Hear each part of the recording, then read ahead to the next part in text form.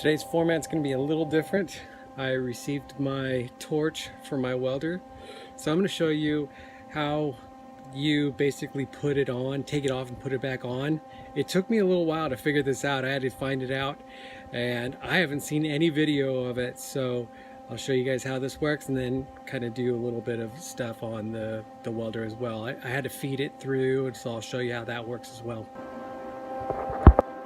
So here's the torch line, and everything's all new on it. I already fed the line through. Now there's a little procedure when getting it towards the end that you have to do. You have to take everything off this top part here, and also the tip. This little tip right here has to come off too, and then you feed it through this tip and then screw the tip on and then screw this back on. So this is the Lincoln 100L as in Larry. These two plug wires come with the torch, and right here there's a wing nut and then and a 7/16 nut here. You just loosen them up, and then you could pull this out. The whole torch device will come out. All right, so once you get your torch back in there, you just do the same thing but the opposite way, and then it's time to feed your wire through the device itself. So I'll show you how that works. So you've got this Allen wrench. It's a tensioner. So this slides off, and then it holds this top part up to tension it. So this part will, you can't really see it too well with the light here, but it comes up and down right here. So that keeps the tension on the wire. So when it's turning, it'll pull this wire spool and unspool it. So you do this, tighten the tension. So as you feed it through, you're pushing that wire through as far as you can inside. Then you'll see that it'll grab once you're doing the trigger. This wire's already coming out, but you'll see it'll grab everything in there.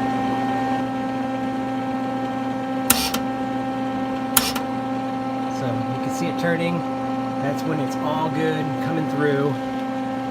And then again, you have to, towards the end, it'd probably be best just to take this and the tip off completely while you're doing this, and then just feed that tip through here, and then you're good to go.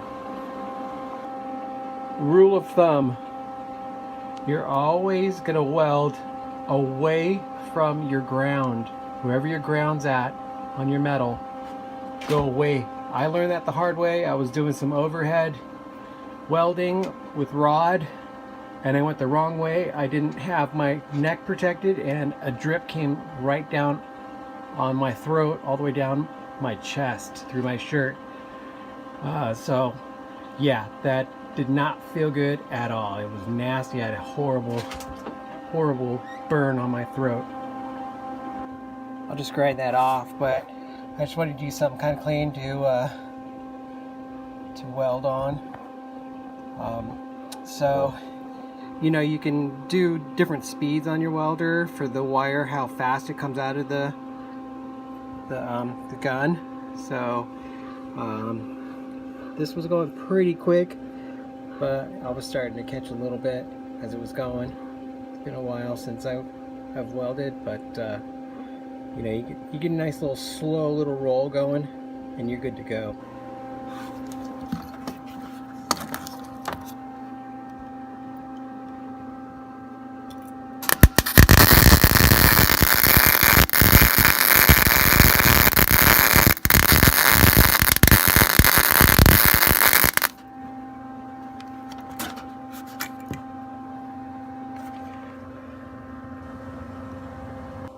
Yeah, from all the moving and stuff, it went up to like 10, the wire speed, and I dropped it down to 5, and that's pretty much suitable, 5, 6, for my needs. So hope you guys like this content.